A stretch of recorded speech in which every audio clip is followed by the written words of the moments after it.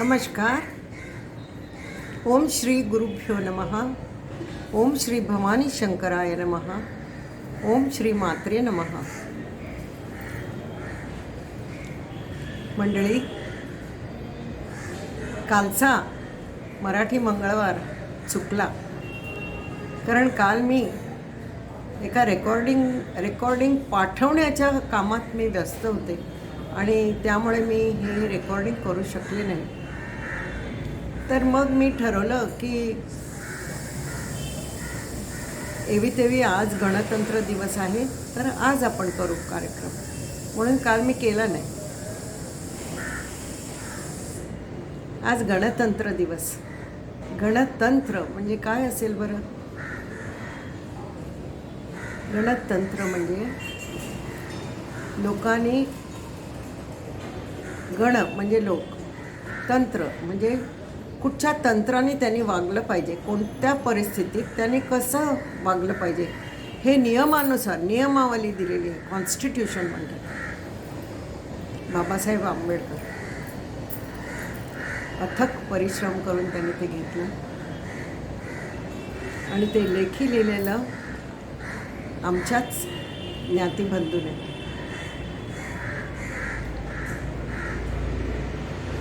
गणतंत्र दिवसाच्या दिवशी मंगेश पवार, आमचा committee member, president, vice president, तर त्याला खूप माहिती आहे या विषयाची. तर तो म्हणाला, गणतंत्राच्या दिवशी आपण झेंडा अनफर्ल करतो, म्हणजे जस्ट तो बांधलेला असतो ना, तो जस्ट उघडतो, वरपर्यंत नेत नाही त्याला, तिथे जिथे आहे तिथेच तो उघडतो आणि बांधतो. आणि इंडिपेंडन्स डेला, स्वतंत्रता दिवशी, तो उघडून असा ओढून वरपर्यंत फडकावतो, झेंडा फडकावतो. हॉइस्टिंग द फ्लॅग म्हणतात. असा फरक आहे. आणि त्याने हेही सांगितलं, मी का शेअर करते, कारण आपल्याला बहुतेक लोकांना हे नुसतं सवय झालेली असते आणि आधीची लोक कसं म्हणत असतात तसंच आपण म्हणत असतो, विदाऊट थिंकिंग, विदाऊट त्याचं काही काय आहे, कशाप्रमाणे आहे, काही न सांगता न समजता आपण म्हणत. पूर्वी आम्ही इंडिपेंडन्स डे असो किंवा गणतंत्र दिवस असो, सुरुवात वंदे मातरमने करायचो आणि शेवटी सगळा कार्यक्रम झाल्यावर जनगणमन म्हणायचं. तर आम्हाला मंगेशने सांगितलं की अशी सुरुवात करायची नसते, सुरुवात जनगणमनाने करायची असते आणि एंड वंदे मातरम, वंदन करायचं असतं भारत मातेला. त्याप्रमाणे असं आता मी करायला सुरू करून बरीच वर्ष झाली. आता त्याचं आम्हाला शिक्षण मिळालं. असं तो काही ना काही सांगत असतो. आज त्याने खूप छान एक सांगितलं. कॉन्स्टिट्यूशन म्हणजे जे कॉन्स्टिट्यूशन कोणत्या रूपात द्यायचं, तर ते पुस्तकाच्या रूपात द्यायचं. सगळे रूल्स, रेग्युलेशन वगैरे सगळं लिहून पुस्तक रूपाने द्यायचं. तर ते कसं काय करायचं, त्याला प्रेझेंट कसं करायचं, पुस्तकात असंच पुस्तक छापलं आणि दिलं. It's such a important document. It has to have some beauty in it. काहीतरी आपल्या कल्चरचं काहीतरी त्याच्यात प्रदर्शन हवं, असं सगळ्या कमिटीला वाटलं म्हणे. आणि ते त्यांनी कमिटीत डिसाईड केलं. आणि घोष कोणतरी बेंगॉली आर्टिस्ट, त्यांना त्याचं डिझायनिंग करायला दिलं म्हणे, की ह्यातून आपलं कल्चर दिसलं पाहिजे. हे वाचताना मधून पिक्चर्स घालायचे आणि त्याची सजावट अशी करायची की ते आपलं वाटलं पाहिजे. आणि त्यांनी एवढं सुंदर केलं म्हणे. मंगेश म्हणाला की खूप पिक्चर्स आहेत त्याच्यात आपली संस्कृती दाखवणारे.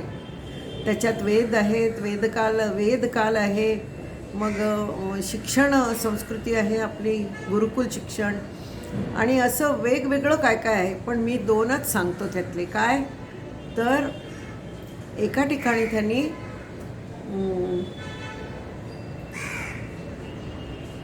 काय म्हणाला बरं तो, एका ठिकाणी सीतेला घेऊन अयोध्येला परत येत आहे.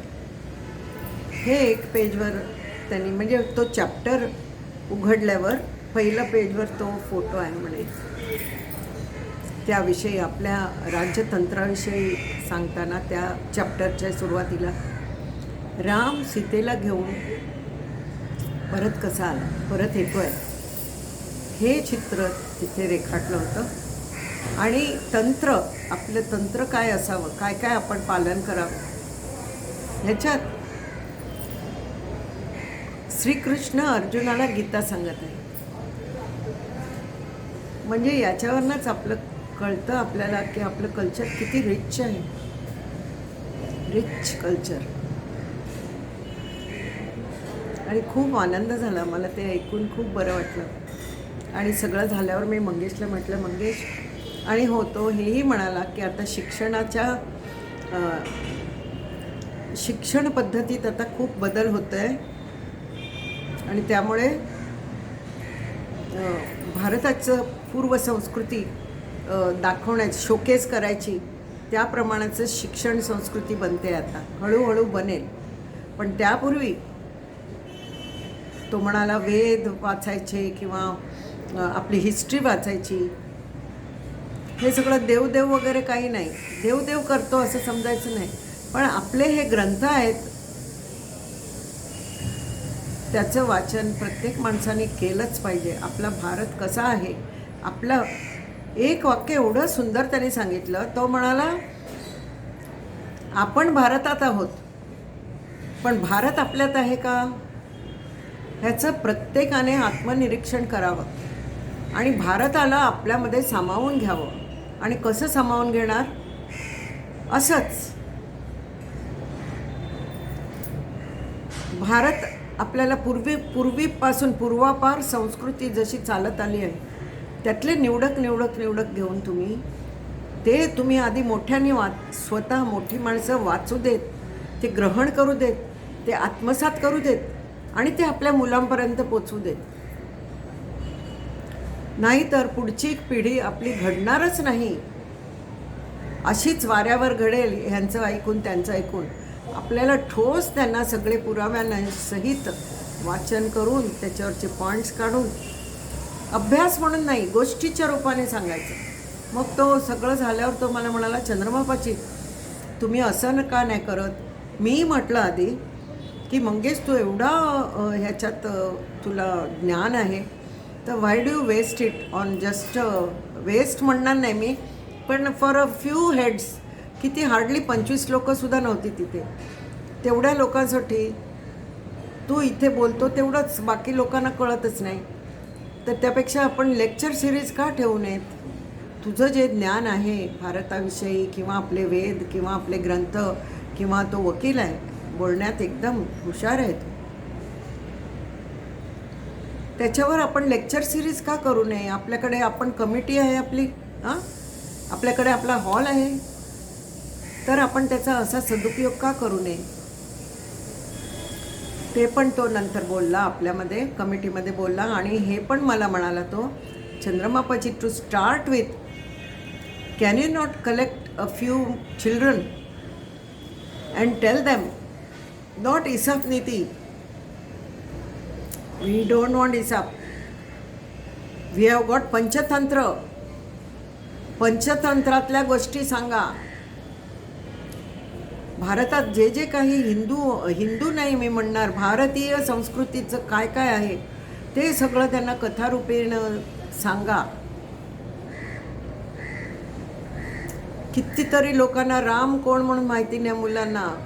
एकदा मी टी व्हीवर बघितलं, ती माईक घेऊन ती वृत्तपत्रवाली फिरत होती, राम कौन है मालूम नहीं, रावण कौन था मालूम नहीं. आजकालची पिढी, तुम्हाला पुढची पिढी पण तशीच करायची आहे का, नाही ना. मग असं म्हणाला तो हा मंगेश, तुम्ही लहान, आणि मी पण थोडे 4 शब्द बोलले त्याच्यात. मी पण बोलले की शिक्षण संस्कृती कंप्लीट बदलली पाहिजे. सगळं आपले राजे, आपले काय, आपल्यामध्ये पराक्रम नव्हता का, आणि राम आणि कृष्ण हे काही हे नाही आहेत कोण गोष्टीतले कॅरेक्टर्स नाही आहेत ते. इतिहास आहे तो, इतिहास. तुम्ही आई वडिलांनी आधी शिकायला पाहिजे आणि ते मुलांना शिकवलं पाहिजे, म्हणजेच त्यांची मुलं शिकतील त्यांच्याकडून. नाहीतर तुम्हीच तुमच्या मुलांना, ते तुम्हालाच आधी माहिती नाही तर तुम्ही मुलांना कायच देणार ज्ञान? हां, म्हणजे आपलं हे कल्चर असंच मरून जाणार का? जिवंत ठेवणं हा आपल्या कर्तव्याचा एक भाग आहे की नाही? गणतंत्र दिवसात आपली कर्तव्य आणि आपले हक्क दिलेले आहेत. तर आपला हक्क आहे, भारतात राहायचा हक्क आहे, भारताला हे पाहिजे ते पाहिजे, सगळं पाहिजे आम्हाला, हक्क सगळे आहेत. पण आपल्याला ड्युटीज, कर्तव्य काय आहेत आपली? ही आपली धुरा आहे ना. भारताची आपली जी शान आहे ती पुढपर्यंत गेली पाहिजे. प्रत्येक पिढीतल्या लोकांनी पुढे सरकवली पाहिजे ती ज्योत, विझायला नाही दिली पाहिजे. असं प्रत्येकाने जर ठरवलं ना तर काहीच हरकत नाही. आपल्या ह्यातून नको असलेले सगळे जाऊन धर्मस्थापनार्थ संभवामी युगे युगे म्हणतात ना, तसं संभवामी युगे युगे देव येतो धर्माचं संस्थापन करायला. पण त्याने केलेलं धर्माचं संस्थापन आपल्या मुलांपर्यंत पोचवायला, आपल्या पुढच्या पिढीपर्यंत पोचवायचं काम प्रत्येक घराचा कर्ता पुरुष आणि कर्ती बाई ही कृष्ण असली पाहिजे. बाई असली तरी ती श्रीकृष्ण असली पाहिजे. त्यासाठी तिने भगवद्गीतेचा अभ्यास करणं गरज आहे. असं म्हणतात, एक स्त्री सबंध कुटुंबाला साक्षर करू शकते, सबंध कुटुंबावर चांगले संस्कार करू शकते. तर हे स्त्रीचं कर्तव्य आहे आणि पुरुषाचंही. आपण फक्त मुलं जन्माला घालून उपयोग नाही, त्यांना हाई पेड शाळेत घालून उपयोग नाही. तिथे काय शिकवतात? जे शिकवत नाही ते तुम्ही शिकवा. ते जे शिकतात ते शिकू देत, त्यांचं ते पुढचं शिक्षण चालू होऊ दे, ते मोठे होऊ देत, त्यांचं सगळं होऊ दे. पण त्यांचे संस्कार तुम्ही शाबूत ठेवा. धर्मसंस्कार, ऐतिहासिक संस्कार, आपल्या लोकांबद्दल. अजूनही आम्हाला शिवाजी महाराजांना स्क्रीनवर पाहिलं तर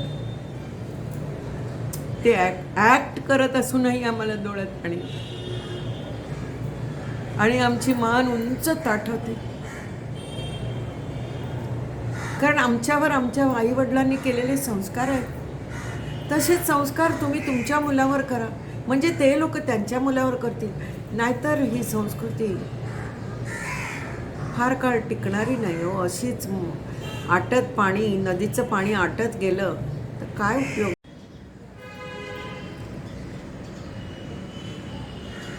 आजच्या दिवशी आपण एक शपथ घेतली पाहिजे मनोमनी. प्रत्येकाचं कर्तव्य आहे. आपलं कर्तव्य काय आहे? सरकार जे करायचं आहे तेव्हा करेल, जेव्हा व्हायचं आहे तेव्हा होईल पब्लिक लेवलवर.